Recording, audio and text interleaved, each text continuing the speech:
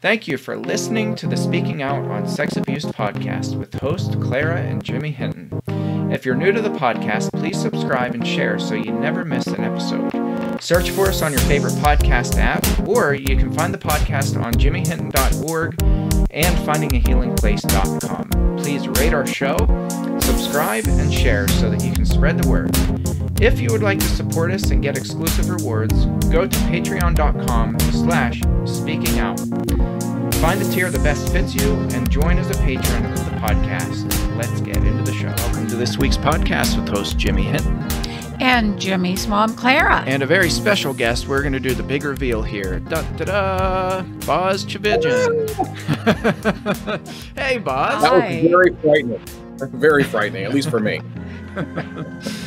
Well, we are honored to have our good friend Boz Tchividjian here for our 100th episode. And we thought it was appropriate, Boz, to bring you on. And you and I have been friends for several years now, and we've worked together and have fought back abuse together. And I'm just super proud of what you do, and super proud of what G.R.A.C.E does. And man, we're just excited to talk to you today. Well, I'm super glad to be here. I mean, what an honor and a privilege to be with both of you. I was sharing with you all beforehand that I think this is the first time I've actually been able to speak with your mom. I think she was on a call before a few years ago, but I think as you recalled, you muted her, and so she couldn't speak. So, Thank Claire, you, Boz, for letting that be known. Thank you. Oh, absolutely. I think you and I should just probably have this conversation, and we can mute Jimmy for a little. I like that idea. You know what? I probably have earned that. So you have, Jimmy. And the show would probably excel. Only a mom could say that. That's good. That's I'm really happy to be here, and you. Jimmy, I remember a number of years ago, I read an article about you, and I just remember trying to look up your email address and reach out to you. Just amazed that in all the work that I had done to find somebody who did what you and both of you did that was just beyond even description as far as difficult on so many levels, but did the right thing. That was such an inspiration to me in the work that I've been doing. And so I'm like, I got to reach out to this guy. And I'm glad I did because, you're a dear friend, great colleague, and love being in the trenches with you. Yeah, likewise. I appreciate that. Yeah. So we kind of primed you for this episode because on episode 99, we were really lamenting and venting and everything else about how we're not hearing advocates or really many other people talk about how the abuse statistics are really skyrocketing right now. Reports are going down, but the reports that are coming in are not just minor instances of abuse. In a lot of cases, it's severe domestic violence against both spouses and children. Many of these children are dying because of their wounds. These are very severe wounds, and we said that we really need to prepare as the advocacy community for when things start opening back up to catch these kids. Right now, Florida, the good state of Florida, where you're from, where you're moving back to. Yeah. Caseworkers there are begging the governor to open up schools just for 2 weeks so that they can assess the injuries that the kids have sustained while they're in this quarantine. And, it breaks my heart that we're at that point where we're asking to not open up schools for education, but so that trained people can assess the damage that's being done to these kids. That's huge. So we just want to ask a couple questions to you, because I think it's interesting to get your perspective as an attorney and as an advocate. What right now is the current climate within our judicial system? are courts deferring cases of abuse? Are they finding avenues to seek justice? And I guess this is kind of maybe the same question, but what about these prisons that are releasing inmates in droves? Pennsylvania is one of those states. Absolutely. And we are just released just locally just in here. our town, right? Yes, our county right jail. In We our released town. What was it? It was 30 or 40 yes, some and inmates in a jail that holds 130. Right. So about a third were released, and it's like we have these issues now to deal with. What do we do? Yeah. What's the current climate? What's going on? I think one way to describe the current climate in the judicial system, which is very much the current climate in so many other areas, is overwhelmed. I think in many states, it didn't obviously happen at the same time, but many states began shutting down the court systems except for essential services. So, for example, if you had in fact, I know in Florida has suspended all jury trials. So if you are waiting for a jury trial, whether it's a civil or criminal case, your case is not even set for trial. And what that does, you may go, well, what does that have to do with this issue? It just creates this backlog. So do you imagine when the pandemic is behind us, and that day will happen, and when we do things begin to open back up, it's not just a matter of opening back up. You're opening back up to utter chaos. And so the one area of the court system, I think in just about all 50 states that has maintained operations has been emergency hearings, temporary placement shelter hearings for kids and other vulnerable people, certain criminal, first appearances for defendants, certain things that are guaranteed by the Constitution. So you say, well, okay, so the essential hearings, like, temporary placement for kids and all of that. So then why is this a bad thing for kids? I mean, how is the system being overwhelmed when those things are still in operation? Well, we have to remember that these types of situations, these types of scenarios where you get notice of a child in need, government goes in, does an assessment, and maybe removes that child from the home, it involves an army of different people across the spectrum. Mm-hmm. It's not just the judge and the lawyer. It's an army of social workers and investigators and potentially medical professionals and DCF investigators and all of these things, these pieces of this puzzle that are required to effectually monitor and protect kids. And all of those are overwhelmed too. So even though the system may be operating, you've got a law enforcement is operating in many communities at just a portion of their force. They're having to prioritize what's really important. We've got limited resources. We've got even limited officers on the street. So where are we going to prioritize? Well, sadly, kids, like so oftentimes, are the ones that the priority falls way down the list. And so as a result, I think, one way to look at it is from a law enforcement standpoint would be, listen, we want peace in the streets. So if the streets are peaceful, that's our primary objective. And so if the streets are peaceful, that's a good thing. What they're not taking consideration is what's going on behind closed doors in homes, where in a normal, quote unquote, normal world, we would be addressing those types of things, at least the situations that are made known to us. And Jimmy, you said it right earlier, is so oftentimes the way kids are saved and protected is because they have encountered somebody outside their home that notices or observes concerns to the point where a report is made, and the system then puts it into full gear to address that concern, and many times fails even then, but at least it's being addressed. Well, now, like you said, kids aren't even leaving their homes.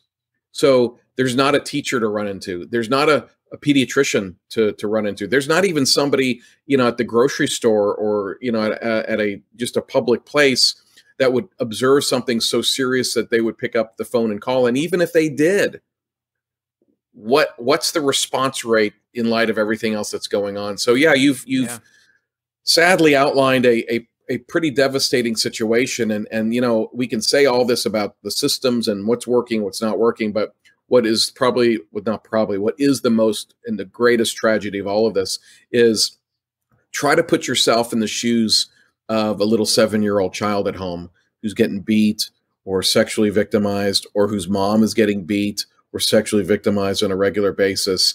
And that 7-year-old is, think about the fact that that 7-year-old is still trying to process what this COVID thing is and why life is completely changed and why I'm stuck at home. Yeah. And now we've got this added layer of trauma that this child is experiencing or continuing to experience. And now they can't even reach out for help.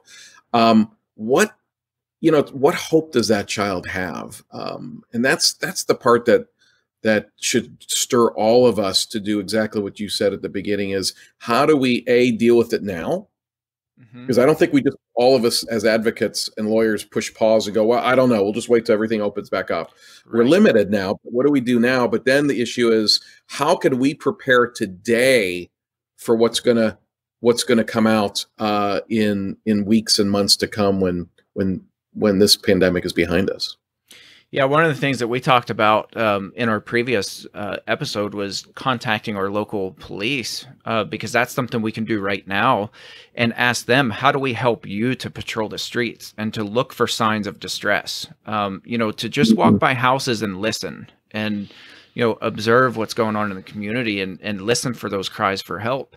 And I know that sounds fairy tale and like it doesn't happen, but I've been living in this house for 10 years, almost 11 years, and I can count on 2 hands the number of times that I've literally heard people either screaming for help. One of them was down through the yard. It was through the woods. It was a real faint, somebody screaming for help. And I called my wife outside because it was so surreal. And I said, "Are you hearing this?" And at first she didn't hear it, but then she heard, and she said, "That's a woman who's screaming for help in broad daylight." Wow. And so I went down. I was the first. She had rolled a motorcycle on top of herself and was screaming in a neighborhood that's packed with houses, and not one person came out to help the woman.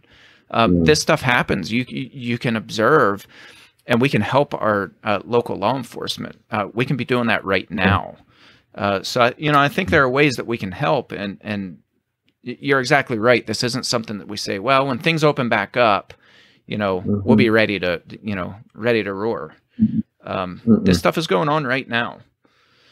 Yeah. And it's tough because, it's these tensions that I'm observing are, on one hand, you've got people screaming and hollering because somebody is calling on somebody, calling in because somebody's not wearing a mask to go out. Yeah.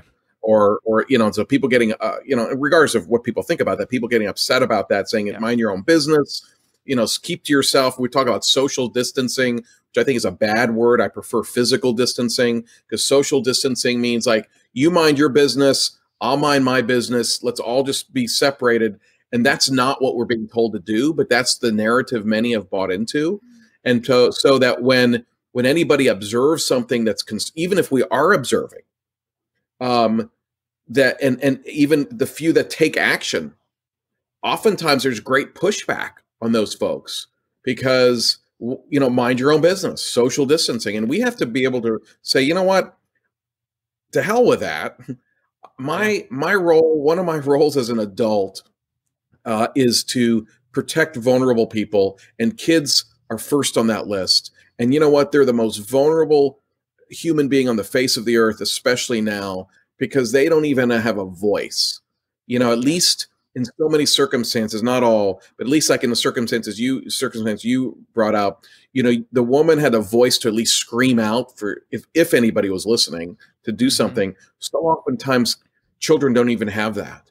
And so we have to be vigilant. We have to be proactive. Now, obviously doesn't mean we're knocking on doors of people's houses and wanting to see their kids and all of that. There's obviously order to it. But yeah, is law enforcement, I guess my concern, Jimmy, would be like, is law enforcement, is that even on their radar screen? I know that they're concerned about what's going on in homes, but are they doing anything to be proactive about it, or are they just waiting to get the call and then they'll respond to it? And I think we're living in an era where local law enforcement is going to have to be a little bit more proactive. And again, that's not bashing indoors, and people love to go to extremes when we have these conversations, but just to be saying, we know kids are getting hurt in our community, and many of them are getting hurt behind closed doors of their homes.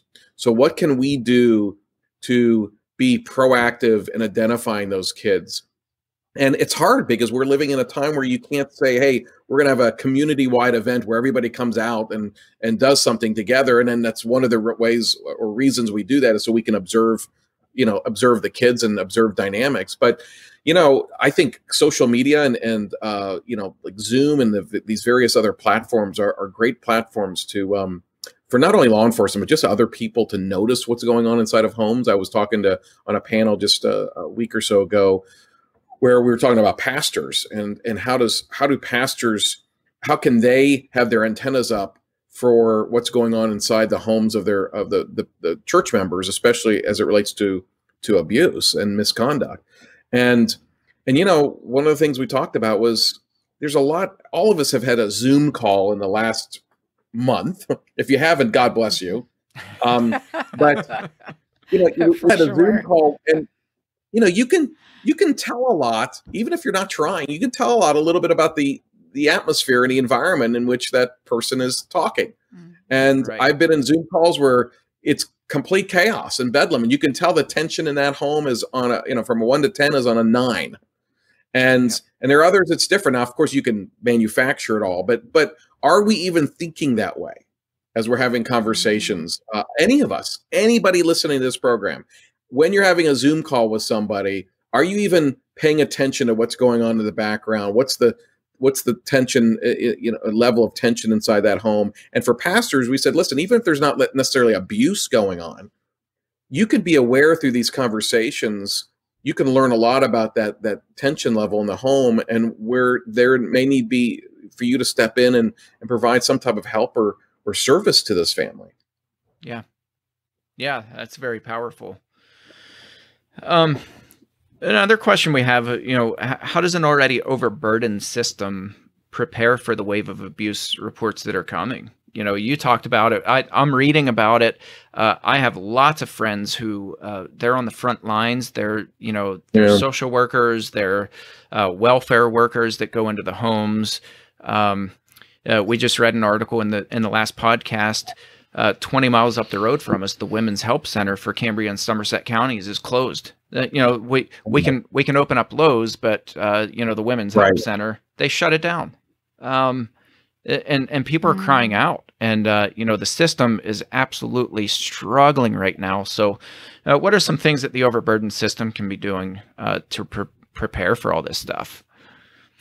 I think on a larger scale, we have to come to a point as a culture, as a people, to say the abuse of children, the abuse of anybody is reprehensible, even and especially when done in a setting like this, in a pandemic, when a child is in a vulnerable person is actually in some sense imprisoned. And so when the things do open back up, we have a choice. We can minimize a lot of that abuse and go, you know what, that was a terrible time for everybody. And, I know the stress levels were high. And so we're going to cherry pick the top 1% of the most egregious of the cases, but the rest, we just can't get to all of them. And we just can't do it as much as we'd want to. I mean, that's a mentality that a lot of social workers, a lot of prosecutors, a lot of people inside the system, even some law enforcement officers have. And because they reflect the feelings that a lot of people in society have. I think of an example. I had my mother-in-law just passed away about 3 weeks ago in a nursing home in Florida. And my wife couldn't even, the last time we were there, which was about 2.5 weeks earlier, 3 weeks earlier, she couldn't even visit with her in person. She had to visit with her through a glass. And she and I have had many talks about that how the elderly population from so many people that at least I've been hearing is they're already marginalized. I mean, every time we would go visit my in-laws in a nursing home, there were not many other people visiting. These people are largely forgotten. And so now with this COVID and the concerns that we have for elderly people, and you're hearing more and more, they're not saying it explicitly, but it's like, you know what? They don't have a voice. They're just less important. Well, and which is reprehensible, because I think as vulnerable people, as Christians, they're more important. But that's the same, I'm afraid that's the same perspective that too many people are having with kids as it relates to abuse, as saying, you know what, that's just the cost of a pandemic and it's terrible, but you know, we can't prosecute everything. We've got overwhelmed, so we're gonna have to pick and choose and move on. And I hope that there are gonna be at least some communities and some jurisdictions, law enforcement, prosecutors' offices and whatnot, that don't go down that road, that actually say, like, this child will look back for the rest of their life at the most harrowing moments of their life, being that month stuck in home with an abusive father or abusive mother, and we're going to do something about it. And we're going to actually, by doing something about it, we're going to communicate to that child that you are no less important than anybody else in the society. In fact, we think you're more important, which means that we're going to have to stretch, you know, just because the system opens up doesn't mean things get actually going to be more difficult, because we're going to actively go after these cases. And there are going to be a lot of people that don't want to do that. And you're going to be swimming upstream, even with judges. There are going to be judges that are going, why are you bringing all this to me? Why is my caseload now triple or quadruple? And I've just been in the system. I know how that works. And I think we as advocates and lawyers and others have to fight up against that and swim upstream to say, I think as Jesus would. And that is, you know, Jesus, the beautiful part of the parable of the Good Samaritan is the person who was the least expected to help actually was the one that noticed and actually did something when it certainly wasn't convenient at all. And quite frankly, it was dangerous. And I think we're going to have to be those people for these victims. And so to answer your question, that's the big part. The specific part is, how do we begin getting equipped to do that? Whether it's in our churches, I think in our churches, we can begin thinking about that now and saying, okay, when this opens back up, how are we going to identify kids who've been hurt? Like, how do we train and equip our youth workers and our childcare workers to notice and observe signs of maltreatment and abuse and what they need to do about it? And that we could go on for 20 minutes about that. And then, you know, what can we do as advocates to push our local leaders, the elected leaders, the leaders who we vote for, to say this minimizing direction is not an option. We have to go this direction, and this direction is going to be tough, but we demand nothing less of it, because it involves the most vulnerable amongst us, and if they are not going to be zealously protected, and if we're not going to go after those who've hurt them, then none of us are protected in this society. And that's a challenge. I'm honestly, if I sit here, I'm not real hopeful for that direction. I think there are going to be pockets of places that do that, but I think by and large, I think you're going to see a lot of just sort of like, you know what, we just can't do it. They'll give the lip service of that's terrible, but you know what, we only have so much. We're stretched so thin that there's some truth to that. I think another thing that we're forgetting that's a big component of all of this is the budget to do this. The money, follow the money. I know in our state, in Pennsylvania, it's new budget time coming up, and they're already talking about. You work for the state, so right. You know, you've written I have budgets. been contracted with the Department of Health for 22 years, and I understand how the budget works here. And right now, the focus is COVID-19 testing, setting up testing centers, and they're going to make sure that every community, you know, in X amount of miles has a major testing center, and mask production. You know, we're going to have places to produce these masks.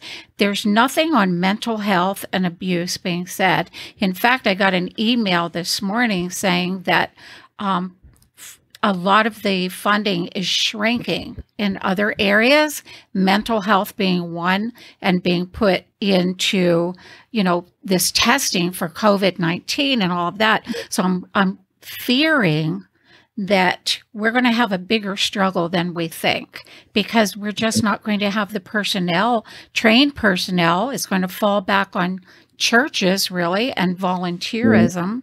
And you know how that is in today's society also. Add to that I think every family's been stretched, so to speak, by this pandemic, and are beginning to feel the pressures from it. And people just want to get back to normal. They don't want an added burden added to it. They don't want to hear, I need to be watching after so-and-so or whatever. It's going to be tough. It really is. Just going to be.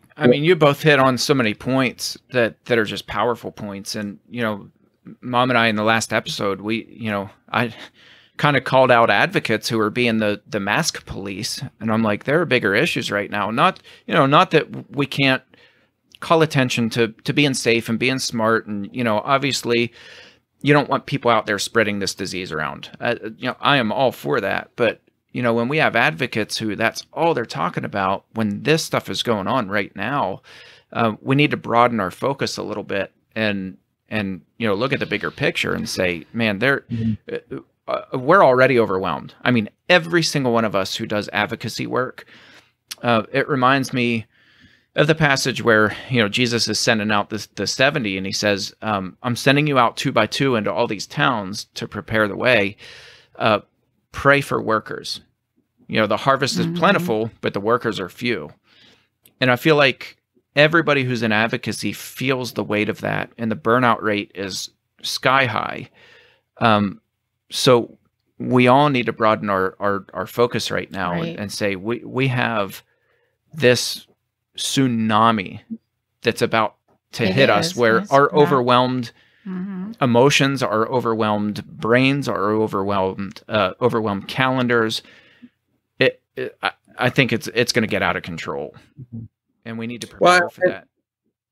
And I think my guess would be that people will, and I'm not, again, it's a good thing. I fall into the category of really, and I think a lot of people do, is I don't think we should just all go back to normal. I think that's just so foolish. But I would say this: I think people, even advocates who focus, on issues, for example, like you mentioned, Jimmy, the masks.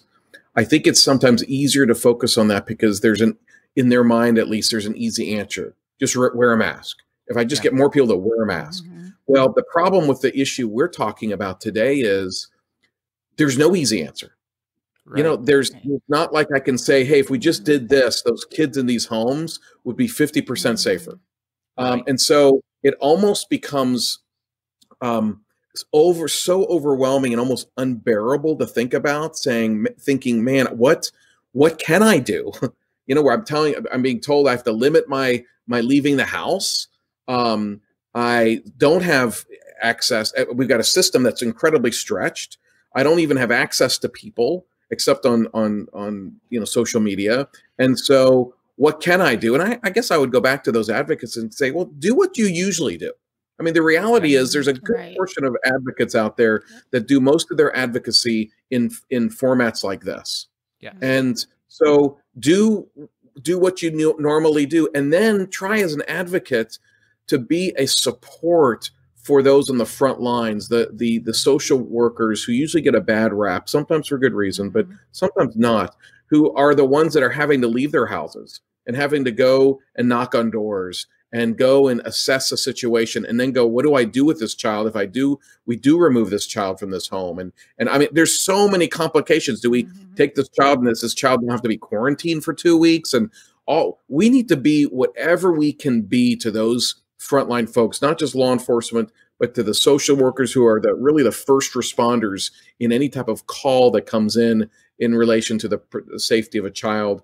And to let them know, if we've got friends of ours who are social workers, if we have friends of ours, I mean, asking ourselves, and I haven't done this, like, who are people that I know who are doing that type of work? Or maybe I know people who know those types of people. And as an advocate, what can we do to just help encourage them. Mm-hmm. I think that's just a baby step.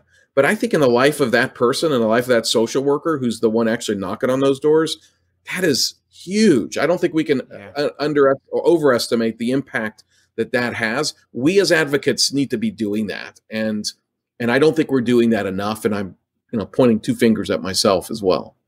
Yeah, no, I'm with you 100%. You're giving me all kinds of ideas, and now you're going to give me a sleepless night. As if you didn't have one last night. No, but it's a good thing. Right. I'm going to think like a baby. Gosh. I'm happy to carry your burdens for you, Boz. Amen. Thank you. But I think of Moses when his arms are so tired that he can't hold them up, and people had to prop his arms up on either side. And I think the reality is I wept when I read an article yesterday, the Orlando Sentinel, about opening up schools for 2 weeks just so they can assess the kids. I literally cried when I read that article, because the weight of that. The weight of that statement, the weight of that plea for the governor for Florida is heavy, heavy, heavy. But there are people who are actually doing these visits and doing these assessments, and the things that they have to see when they walk into those homes. I can't imagine it. Well, I've been doing this for what, 10 years? Yes. Advocacy, 9-10 years, and I still can't wrap my mind around having to walk into those homes day after day after day and seeing those things. I love what you said, Boz, about being encouragers. Yeah. There's a saying that I learned eons ago: I am only one, but I am one. And to that one, I may be their world. If we each took one and just encouraged one, we may be that person's world to give them the encouragement to keep on going. Yeah. So we need to, if we each did that, I believe so much in that we can really push back the tsunami, that we can help those children who are being at risk for being swallowed up in that tsunami. If we just would be that one. Yeah. So that's a great. I will remember that. That's really helpful. I think too, the other thing we need to be thinking of long term is that there are going to be many, many young people, and it doesn't have to be just young people, and adults who will have been traumatized in ways that we can't even begin to describe during this period of time, who will take years, if ever, to step forward and share that. And so I think the tsunami is going to be, in many ways, a tsunami that goes in waves and lasts many, many years in the future. And so what we can be doing is helping to equip our communities. And as a Christian, I would say helping equip our church communities to become, we're doing it now, but we gotta push even harder to create and become that safe space for survivors. And I think the number of silent survivors is going to multiply, is being multiplied right now. And there are many who are going to leave this pandemic, get back into their communities, get back into their churches, and won't say a word, either because they're still traumatized and processing that trauma, or quite frankly, you're going to hear some that say, everybody's got all this stuff going on. The last thing I want to do is lay this out there. So I'm just going to keep it to myself. Yeah. We can't be that place in the church. We have to be that space, even if it's the one place in their entire world that says, no, we are a safe space. And we especially want to hear from you so we can care for you, that we can love you, that we can advocate for you, and we can even work with you in bringing the one who caused this harm to justice.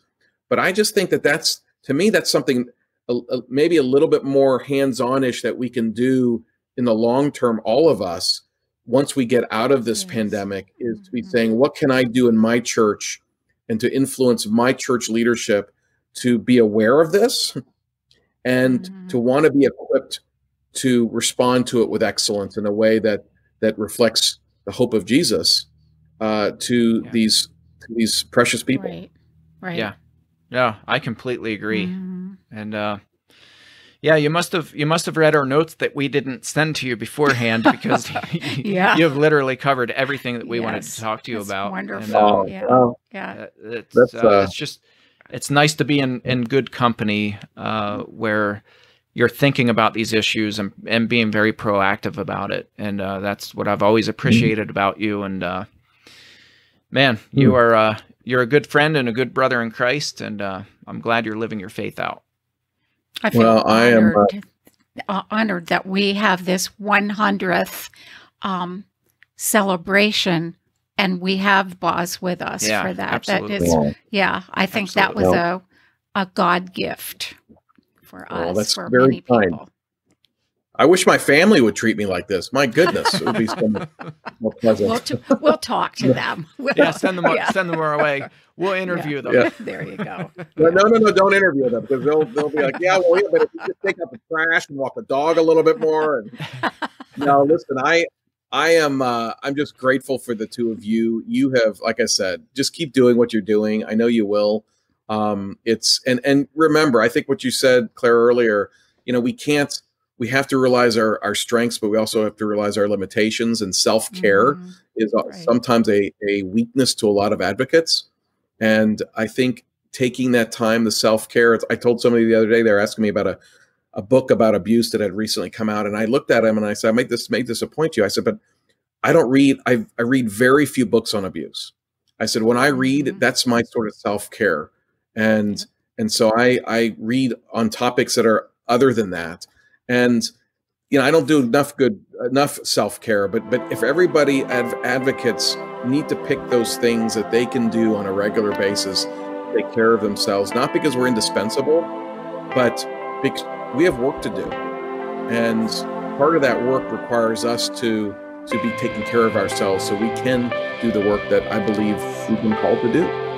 So thank you both for doing that. And take care of yourselves. Thank you, Boz, and thank you to our listeners for tuning into this 100th episode. We'll catch you in the next episode. Thanks again for listening to today's episode. Thank you to our patrons who make this podcast possible. If you found it helpful, please follow on Spreaker and search for the Speaking Out on Sex Abuse podcast in your favorite podcast app. Be sure to hit subscribe and rate the show. If you believe in what we do, consider supporting the podcast by becoming a patron, and check out the cool rewards our patrons receive. Share with your friends and tell the world. Join us in speaking out on sex abuse so we can change the tides and prevent abuse.